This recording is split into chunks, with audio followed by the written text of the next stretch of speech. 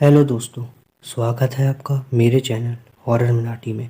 और मैं आज आपको अपने दोस्तों की बताई कुछ सच्ची और डरावनी हॉरर स्टोरीज़ के बारे में बताना चाहूँगा।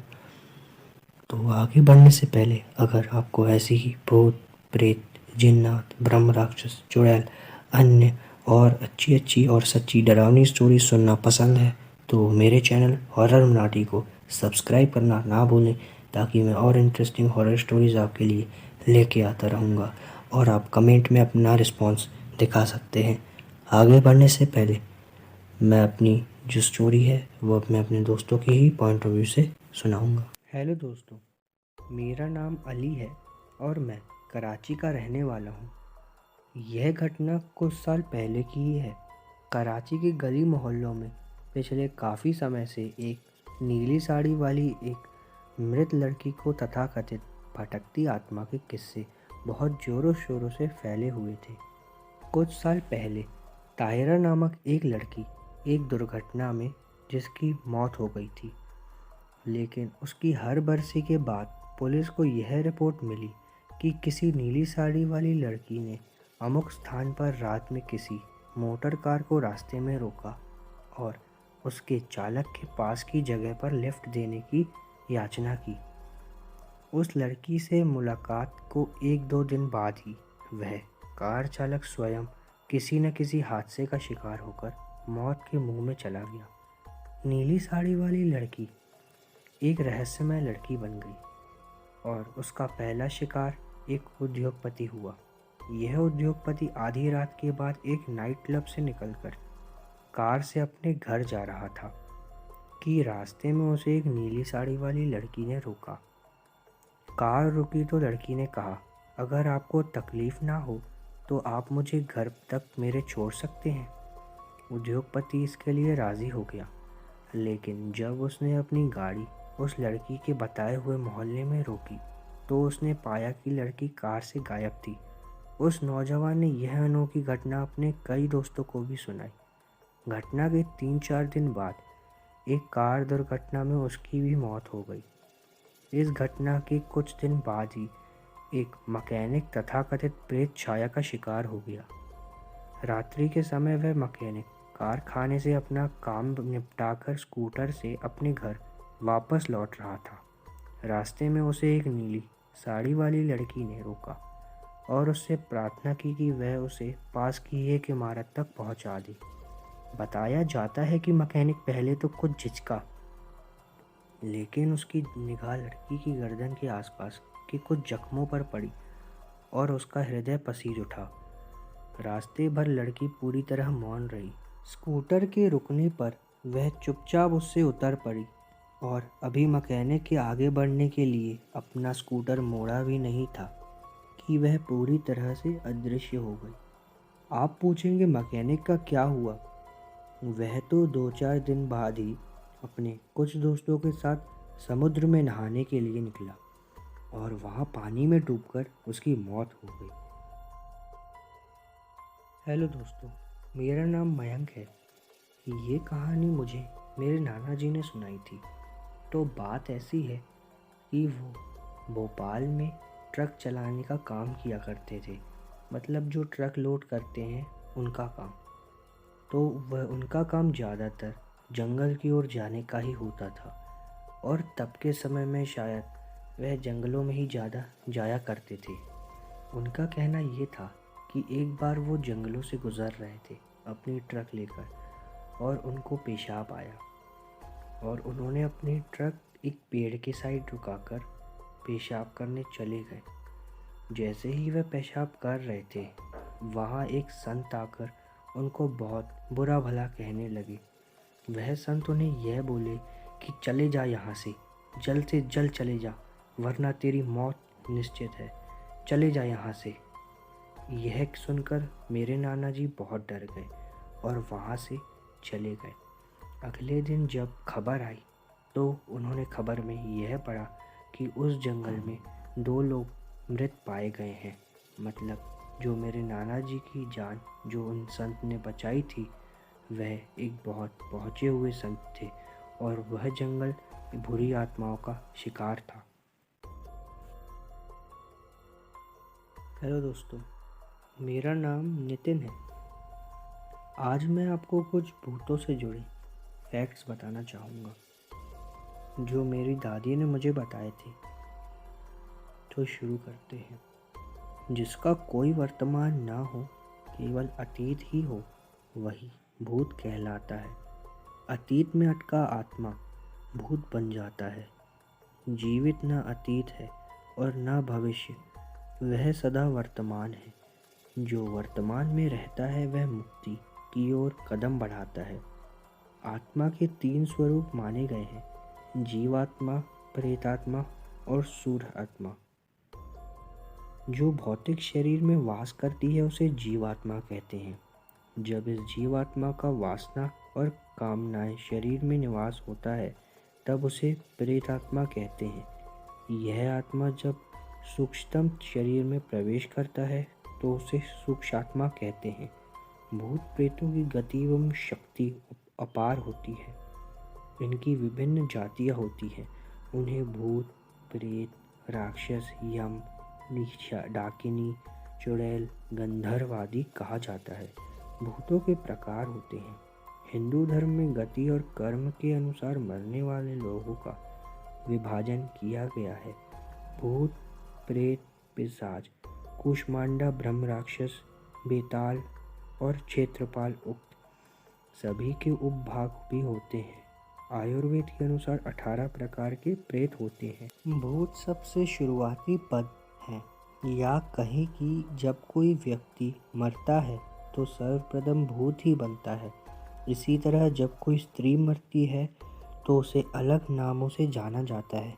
माना गया है कि प्रसूता स्त्री या नवयुवती मरती है तो चुड़ैल बनती आती है, और जब कोई कुंवारी कन्या मरती है तो उसे देवी कहते हैं। जो स्त्री बुरे कर्मों वाली है उसे डायन या डाकनी करते हैं। इन सभी की उत्पत्ति अपने पापों, व्यभिचार से, अकाल मृत्यु से या श्राद्ध न होने से होती है। 84 लाख योनियाँ, पशु योनि, पक्षी योनि, मनुष्य योनि में जीवन यापन करने वाली आत्माएं मरने के बाद अदृश्य भूत प्रेत योनि में चले जाते हैं। आत्मा के प्रत्येक जन्म द्वारा प्राप्त जीव रूप को योनि कहते हैं। ऐसी 84 लाख योनियाँ हैं जिसमें कीट पतंगे, पशु पक्षी, वृक्ष और मानव आदि सभी शामिल हैं।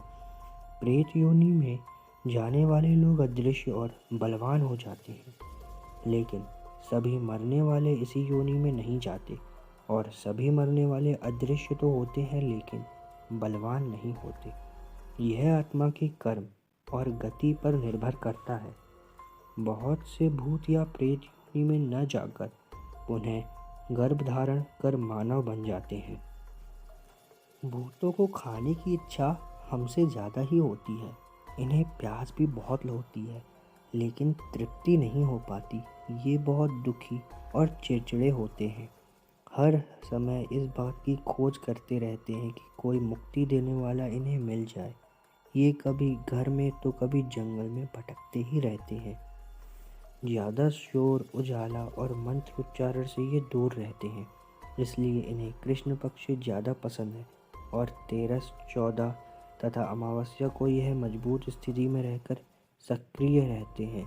भूत प्रेत प्रायः उनके स्थानों में दृष्टिगत होते हैं जिन स्थानों में मृतक का अपने जीवन काल में संबंध रहा है या जो एकांत में स्थित है। बहुत दिनों से खाली पेड़ या घर जो खाली हो, भूत उनमें वास किया करते हैं। मेरा नाम एडवर्ड है। आज मैं आपको एक ऐसे टापू के बारे में बताने जा रहा हूँ जो अपने विशेष आकर्षण के कारण पूरे वर्ल्ड में मशहूर है। ये टापू मैक्सिको में है, जहाँ पेड़ पर लटकी अजीबोगरीब शक्लों वाली गुड़िया को देखकर आपके पांव तले जमीन खिसक जाएगी। यह टापू आपको किसी हॉरर फिल्म के लिए तैयार हुआ सेट लगेगा जैसे, लेकिन इस टापू के पीछे एक गहरी सच्चाई है। क्या है इस टापू की हकीकत और गुड़ियाओं का राज? आइए बताता हूँ। अमेरिका के मेक्सिको सिटी से 17 किलोमीटर दक्षिण में एक छोटा सा टापू है जिसे ला इस्ला डी मेनिकेस कहा जाता है, लेकिन गुड़ियों का वाकया के बारे में सुनकर लोग इसे द आइलैंड ऑफ डॉल के नाम से ही जानते हैं। इस टापू पर अनेकों टूटी फूटी और डरावनी गुड़ियाँ आपको पेड़ों पर टंगी मिलेंगी। 1990 में जब लोगों की नज़र में ये टापू आया तो मैक्सिको सरकार ने इस जगह की मरम्मत करना शुरू कर दिया और पर्यटन स्थल के रूप में विकसित किया। लेकिन आप लोगों के मन में अभी भी यही चल रहा होगा कि इस वीरान टापू पर इतनी गुड़िया और वो भी पेड़ पर कैसे हो सकती है। इस रहस्य के पीछे भी एक कहानी है। आज से कई साल पहले जूलियन नाम का एक व्यक्ति शहर से दूर एकांत जीवन बिताने के लिए इस टापू पर आया था। उस शख्स के रहने के लिए कुछ दिनों के बाद ही कोस्चीमाल्को कैनन्स में डूबकर एक लड़की की मौत हो जाती है, जो वहां परिवार के साथ घूमने आई थी। तब से उस लड़की की आत्मा उसे परेशान करने लगी। इस घटना के कुछ दिनों बाद लड़की की मौत वाली जगह पर उनको तैरती हुई गुड़िया मिलती है। तब उस गुड़िया को देखकर सोचा कि कहीं उस गुड़िया की आत्मा उसे परेशान न करने लगे। इसके उपाय के लिए उसने वो गुड़िया के गले में फंदा डालकर पेड़ पर लटका दिया। उसका विश्वास था कि ऐसा करने से बुरी आत्मा उसके करीब नहीं आ पाएगी। धीरे धीरे जब कई गुड़िया तैरती हुई इस टापू पर आने लगी तो उन्होंने इन सब को जमा कर पेड़ पर लटकाता गया और यह संख्या धीरे धीरे बढ़ती गई। जूलियन की मौत भी 2001 में उसी जगह जहां गुड़िया मिलती ही वहां पर रहस्यमयी तरीके से हुई।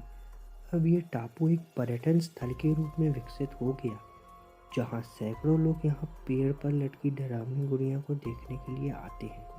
रात में ये टापू वीरान पड़ा रहता है क्योंकि रात को यहाँ केवल गुड़ियाओं का ही राज होता है। हेलो दोस्तों, मेरा नाम मोहित है और मैं जो आपको स्टोरी बताने जा रहा हूँ वो मुझे एक मेरी फीमेल फ्रेंड ने बताया था। मैं आपको उसी के अंदाज में बताऊँगा। शाम ढल रही थी। आसमान पूरा काला पड़ चुका था, जैसे किसी ने काले रंग की शीशी उड़ेल दी हो। शायद बारिश आने को बेकरार थे। घिरा हुआ आसमान और ठंडी हवाएं चांदनी को बेहद पसंद थी। बारिश चांदनी के बदन में एक अजब सी सिरहन पैदा करती थी। चांदनी आईने के सामने पिछले आधे घंटे से बन सवर रही थी। बन सवर क्या, सजने की रिहर्सल कर रही थी। 3 बार तो साड़ियाँ चेंज कर चुकी थी। चांदनी को साज श्रृंगार का बहुत शौक था। आज से उसे मिसेस कपूर की बेटी की शादी में जाना था। चांदनी कॉलेज की टीचर थी, मगर दिखती कॉलेज स्टूडेंट जैसी थी। वो हमेशा खूबसूरत दिखना और खूबसूरत रहना ही पसंद करती थी। चांदनी अब तैयार होकर रवाना हो ही रही थी, उसकी नज़र अखबार पर पड़ी। उसमें कोई भैरव चौक की खबर थी। लिखा था कि भैरव चौक नाम के एक छोटे से इलाके में बहुत सारी अजीबोगरीब घटनाएं हुई। कितनी वारदातें हुई हैं, लूट, मार, हत्या, अपहरण, बलात्कार, भूत प्रेत का साया। सभी घटनाएं वही तो घटी हैं। लोग वहां दिन के उजाले में भी जाने का साहस नहीं करते थे। ये खबर पढ़ते ही थोड़े समय पहले चांदनी का चमकता चेहरा फीका पड़ गया। उसके चेहरे पर मानो हल्का खौफ मंडरा रहा हो। थोड़ी देर वो खामोश होकर वहीं खड़ी रही, मानो ये खबर उसके घर कर गई हो। चांदनी की खामोशी मिसेस कपूर के फ़ोन ने तोड़ी। चांदनी ने फ़ोन उठाया और बातें करती वहाँ से कार में निकल गई। चांदनी को शादी में पहुँचने में कोई दिक्कत नहीं आई। चांदनी ने गाड़ी से बाहर निकलने से पहले एक बार फिर अपना चेहरा निखार लिया था। चांदनी का स्वागत हंसते चेहरों ने किया, मगर कुछ चेहरे ऐसे भी थे जिसने चांदनी को बुरी नीयत से देखा वो चेहरे थे कॉलेज के बदमाश और कॉलेज ट्रस्टी के बिगड़े हुए लड़के। कॉलेज उन लड़कों को 5 पापी बुलाते थे। लड़कियों को छेड़ना, लड़कियों के साथ बदतमीजी करना, लड़ना झगड़ना, वो सब उन 5 का काम था। इसलिए कॉलेज उसे 5 पापी बुलाते थे। खैर, चांदनी भी उनकी हरकतों को भली भांति जानती थी, इसलिए उसको अनदेखा करके शादी में शामिल हो गई। नाच गाना, खाना पीना, गप्पे लड़ाना और विदाई तक पता ही नहीं चला कैसे रात के 11 बज गए। उसे घर पहुंचने में अभी 2 घंटे का फासला तय करना था। चांदनी के पति जतिन का फ़ोन आया था। हेलो चांदनी, कहाँ हो? जतिन ने कहा, मैं शादी में आई थी पर बहुत देर हो गई है, बस मिसेस माथुर के साथ अब निकल ही रही हूँ। चांदनी ने बातें ख़त्म कर कर फ़ोन रखा। चांदनी ने फटाफट मिसेस कपूर बाय किया और मिसेस माथुर को ढूंढने लगी, मगर पता चला कि मिसेस माथुर तो घर के लिए कब की रवाना हो चुकी हैं।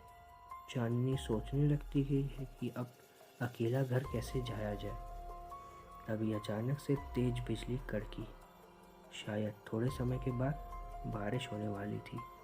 उसने किसी की परवाह ना करते हुए वहाँ से अकेली निकल पड़ी, मगर वो 5 पापी चांदनी की हर हरकत पर नज़र रखे हुए थे।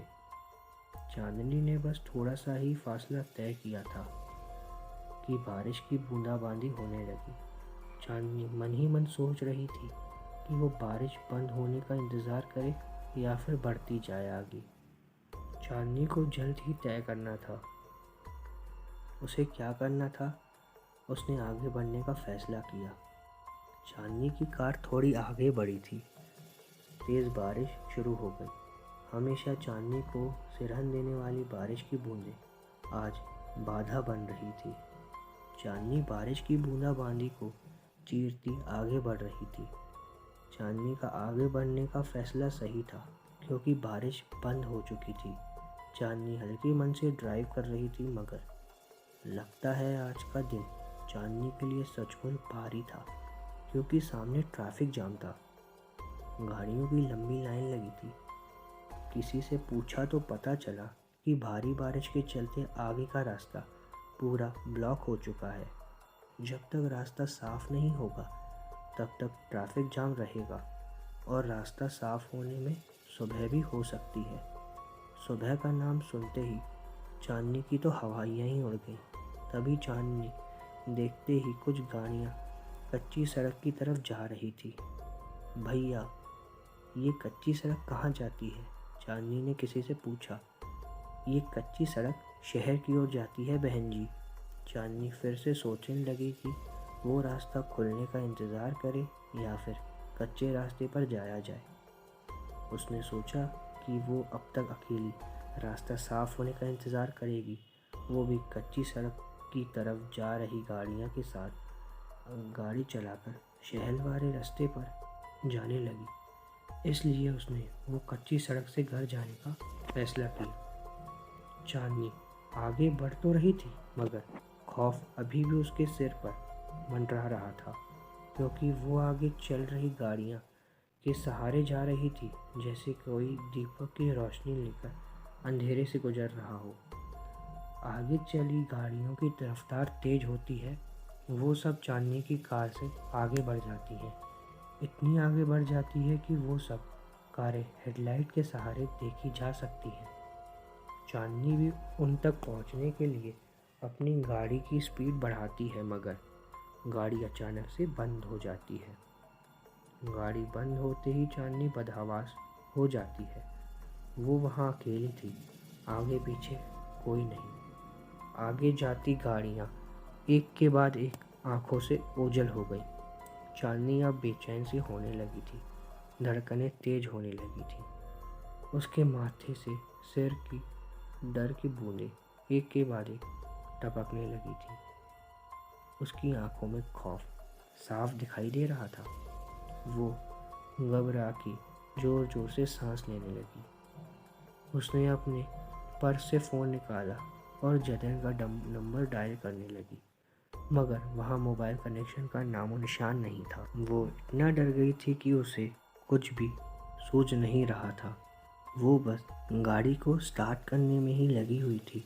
वो बार बार चाबी को दाएं बाएं घुमा रही थी, मगर नतीजा वही, गाड़ी स्टार्ट नहीं हो रही थी।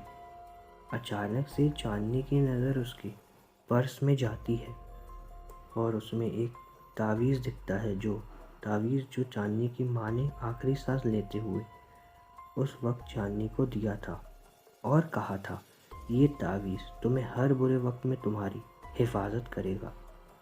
चांदनी ने तुरंत तावीज़ निकाला और आंखें बंद करके फिर से गाड़ी स्टार्ट करने की कोशिश करने लगी। माँ का दिया तावीज़ काम कर गया। गाड़ी एक झटके में स्टार्ट हो गई थी। चांदनी के तो जान में जान आ गई। ऐसे राहत की सांस ली। चांदनी तावीज़ की शक्ति से अचंभित हो गई। वह समय व्यर्थ किए बिना वहाँ से चली गई। चांदनी 1 किलोमीटर का रास्ता काट चुकी थी। वहाँ उसे एक बोर्ड दिखता है। उस बोर्ड पे लिखा था भैरव चौक। भैरव चौक नाम पढ़ते ही उसके रोंगटे खड़े हो गए और आंखें खुली की खुली रह गई। उसकी सांसें फिर से तेज़ रफ्तार में बढ़ने लगी। वही भैरव चौक जिसके बारे में चांदनी ने पढ़ा था, जहाँ पर खून, बलात्कार जैसी वारदातें हुई थी। उसने फिर से तावीज़ को हाथ में थामा और एक पल के लिए आंखें बंद की, जैसे वो भगवान से दुआ मांग रही हो, अब की बार गाड़ी बंद ना हो। मगर ये क्या, चांदनी की कार भैरव चौक के नाम के बोर्ड के ठीक सामने आकर रुक गई। चांदनी ने बाहर का नज़ारा देखा तो बेहद अंधेरा और डरावना था। जुगनू की टमटमाती रोशनी के सिवा कुछ भी दिखाई नहीं दे रहा था। चांदनी ने फिर से तावीज़ उठाया और आंखें बंद करके भगवान का नाम लेते हुए गाड़ी स्टार्ट करने में जुट गई। गाड़ी की चाबी को दाएं बाएं घुमाकर उसकी उंगलियां तक थक गई थी, मगर अब की बार गाड़ी शुरू होने का नाम ही नहीं ले रही थी। 1-2 बार फ़ोन भी लगाया, मगर वहाँ पर भी उसे नाकामयाब भी मिली। वो इतनी डरी हुई थी कि गाड़ी से बाहर निकलने में भी उसके पैर काँप रहे थे। तभी उसे सामने कुछ दिखा। सामने से सफ़ेद रंग की कुछ धुंधली धुंधली आकृति आ रही थी। चांदनी उसे देखकर दहल गई और बदन में कपकपी होने लगी। वो आकृति जैसे जैसे आगे आ रही थी, वैसे वैसे एक आकृति से 3 आकृतियाँ हो गई थी। काले घने अंधेरे में सफ़ेद रंग साफ साफ दिख रहा था। चांदनी उसे देख बस सोच रही थी कि ये क्या आ रहा है। सफ़ेद चादर ओढ़े कोई आदमी या फिर कोई भूत प्रेत। चांदनी के तो पसीने छूटने लगे थे। चांदनी ने जल्दी से गाड़ी के शीशे बंद किए और यही नहीं, ये तसल्ली कर ली और वहाँ बैठे बैठे तावीज़ को थामे आंखें बंद करके भगवान का नाम जपने लगी। अब वो आकृतियाँ चांदनी के गाड़ी के आगे पीछे मंडराने लगी थी। सहमी हुई चांदनी जोर जोर से सांसें लेकर हल्की सी कनकियों से देख रही थी। तभी किसी ने गाड़ी के शीशे पर एक जोरदार वार किया। चांदनी ने उस तरफ देखा तो मालूम पड़ा कि वो गाड़ी के शीशे तोड़ने की कोशिश कर रहे थे।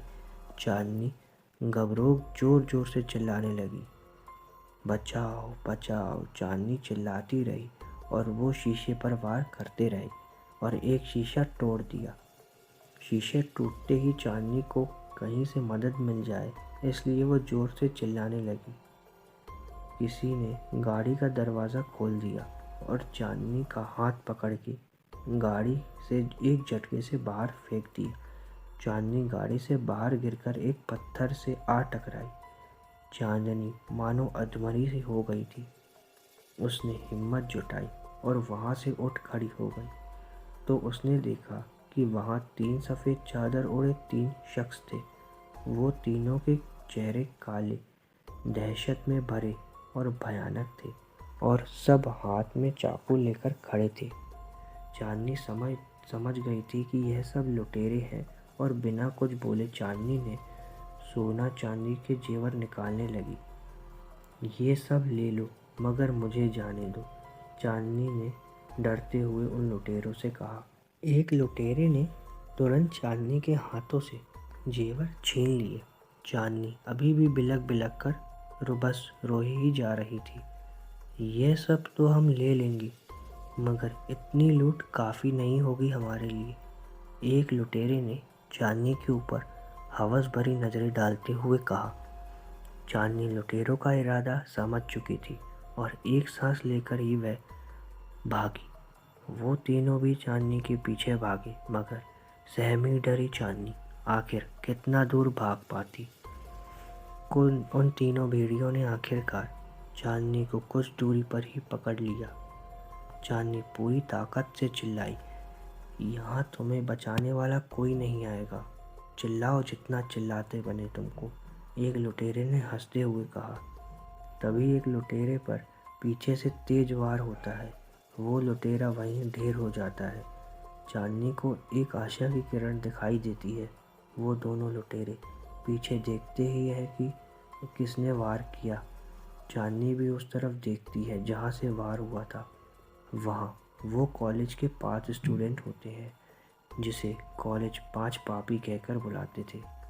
वो 5 स्टूडेंट बचे तो लुटेरे पर झपटते हैं, उन्हें मार मार कर बेहोश कर देते हैं। चांदनी वहाँ सहमी खड़ी आंखों से आंसू बरसाती हुई बस देखती ही रहती है और सोच रही थी कि जिस 5 पापी को बुरा और गलत समझ रही थी, वही लोग आज मुझे बचा रहे हैं। मैडम, हम बुरे हैं मगर इज्जत सबकी करते हैं, आप बेफिक्र होकर जाइए। ये बंटी आपको सुरक्षित घर तक छोड़ देगा और हम इन लुटेरों को पुलिस के हवाले कर देंगे। इन लोगों ने भूत प्रेत के नाम पर बहुत लूट मचा रखी थी, अब पुलिस ही इनको अंजाम दिखाएगी। एक स्टूडेंट ने कहा, मुझे माफ़ कर देना, मैं तुम लोग को गलत समझ बैठी थी। इनसे आगे चांदनी के मुंह पर एक शब्द नहीं निकला और चांदनी अपने घर सुरक्षित पहुंच गई। हेलो दोस्तों, मेरा नाम अजय है और मैं आज आपके लिए एक बहुत ही डरावनी कहानी लेकर आया हूँ, जो कि एक परेशान आत्मा की है। ये कहानी एक गांव की है जिसका नाम कोलागढ़ है। कोलागढ़ का जंगल बहुत भयानक है। उस जंगल में भूतों प्रेतों का ज़्यादा डर था। वहाँ के लोगों का मानना था कि आत्माएं, भूत प्रेत सच में हुआ करते हैं। उन्होंने भी इस बात पर यकीन किया जब उन्होंने यह सब अपनी आंखों से देखा। उस गांव में एक औरत थी, उसका दिमाग कुछ ठीक नहीं था। उसका पति भी एक एक्सीडेंट में मारा गया था। तब से वह कुछ अजीब सी ही हो गई थी। कुछ लोग उसे पागल कहते थे। एक बार की बात थी कि सुबह सुबह गांव का एक आदमी, जिसका नाम भोला राम था, वह शहर की ओर कुछ जरूरी काम से निकल पड़ा। गांव के आने जाने का एक ही रास्ता था, वह भी जंगल से गुजरता था, इसलिए लोग उसमें अंधेरे में डर के मारे नहीं जाते थे और शाम होते ही कोई जंगल की तरफ नहीं जाया करता था। भोला राम जब उस जंगल से जा रहा था, गांव से कुछ दूर ही जंगल में उसे एक औरत की लाश पेड़ पर लटकती नजर आई। वह एकदम से डर गया और भागता हुआ गांव वापस आया। कुछ लोगों ने उसे इस तरह से भागते देखा कि क्या हुआ भोला राम, तुम तो अभी शहर के लिए निकले थे और तुम भागते हुए वापस क्यों आ गए। तब भोला राम ने बताया कि मैंने अभी किसी की लाश को पेड़ पर लटकते देखा। वह लाश किसी औरत की है। देखते देखते सारा गांव इकट्ठा हो गया कि क्या हो गया, कहाँ है लाश, चलो चलकर देखा जाए। तब सारा गांव से देखने को चल दिया। देखते क्या है कि एक औरत की लाश पेड़ पर लटक रही है। कुछ लोगों ने कहा, इसे नीचे उतारो और इसका दाह संस्कार कर दो। तो कुछ लोगों ने कहा कि छोड़ो इसे, इसका है ही कौन जो इसका दाह संस्कार करेगा। वैसे भी इससे सारा गांव परेशान हो गया था, चलो इससे तो पीछा छूटा। कुछ लोगों ने लंबी सांस छोड़ते हुए कहा। कुछ बूढ़े लोगों ने कहा कि ऐसा नहीं कहते, शरीर का दाह संस्कार करना बहुत जरूरी होता है, नहीं तो उसकी आत्मा भटकती रहती है। तो कुछ लोगों ने कहा कि तो जाकर उतार ले उसे और कर दे दाह संस्कार। बड़े आए सुझाव देने वाले, वैसे भी इस जंगल में आत्माओं की कमी नहीं है। और एक और आत्मा ले आए तुम सब। धीरे धीरे उन सब लोगों का जमावड़ा कम होने लगा। और दोस्तों, 8-10 दिन तक वह लाश ऐसे ही पेड़ पर लटकी रही। किसी ने उसे उतारा तक नहीं। एक दिन अचानक उस लाश की रस्सी टूटकर पेड़ों पर अटक गई और पत्तों से छुप गई। समय बीतता गया। एक दिन गांव का हरिया नाम का व्यक्ति उस रास्ते पर जा रहा था कि उसे वही पागल सामने दिखाई दिया। वह एकदम से डर गया और उसका सारा शरीर कांपने लगा और उसके पलक झपकते ही वह गायब हो गई। हरिया ने सोचा कि मैं तो मन में ऐसा सोच ही रहा था, और वह आगे चल दिया। तभी एकदम उसकी ओर एक सांड दौड़ते हुए आया और उसे जोर से टक्कर मार के चला गया। हरिया उल्टा गिरा। उसको बहुत जोरों से चोट आई। उसने जैसे ही पीछे मुड़कर देखा तो कोई नहीं। उसने जैसे ही फिर आगे को देखा तो उसके आगे एक औरत खड़ी हो गई। वह एकदम से डर गया और कांपने लगा। उसकी शक्ल तो ऐसी थी कि एक तरफ गाल की हड्डियां और एक तरफ जला हुआ सा चेहरा, आंखें अंदर घुसी हुई, नाखून बड़े बड़े। वह उसे देखकर ऐसा डरा कि वह बेहोश होकर गिर पड़ा। उसकी आंखें खुली तो वह एकदम से डर गया। उसने अपने आप को घने जंगलों के बीचों बीच पाया। उसके पेट में तो पानी हो गया। चारों तरफ से आवाज़ें आ रही थी, कहीं पत्तों में खर खर की आवाज़ें तो कहीं शेर के धड़कने की आवाज़ें। वह इतना डर चुका था कि उसे तो भागना ही नहीं आ रहा था। वह वहाँ से धीरे धीरे डरता हुआ जंगल में भटकता हुआ बाहर आया। उसे जंगल से निकलते निकलते अंधेरा हो गया था। वो अब और डर गया था कि पहले तो एक भूत था, पर अब ना जाने कितनों से पाला पड़ेगा। पता नहीं आज मैं यहाँ से जिंदा निकलूँगा भी नहीं। उसके मन में यह अजीब अजीब से ख्याल आ रहे थे। वह भागता ही चला जा रहा था। भागते भागते वो जाने कैसे उस जंगल से बाहर निकल के आया।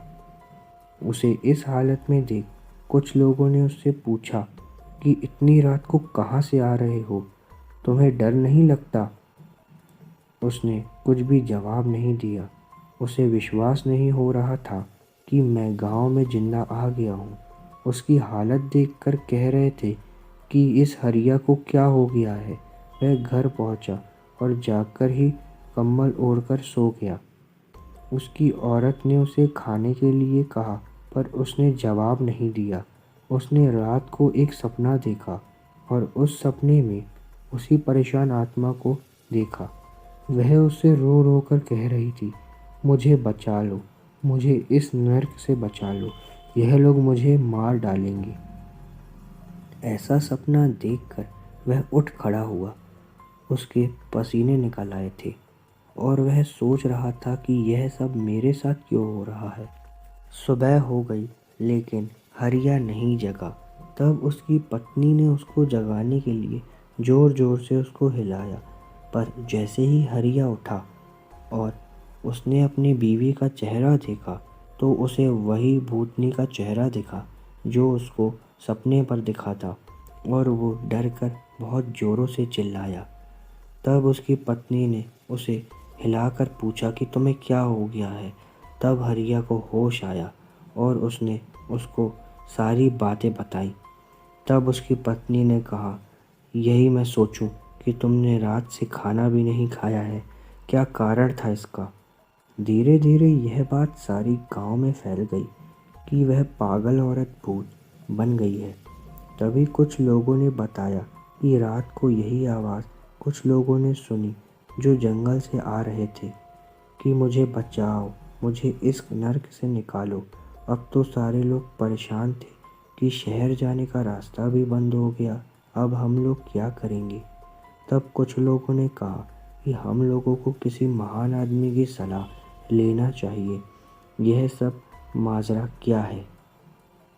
तब किसी एक आदमी ने कहा कि पास के गांव में नत्थीलाल भगत जी रहते हैं। वह आत्माओं के बारे में बहुत कुछ जानते हैं। जब सुखिया के लड़के को एक आत्मा ने पकड़ लिया था, तब उन्हीं ने उस आत्मा को उससे छुड़ाया था। तब कुछ लोगों ने कहा कि यही ठीक रहेगा।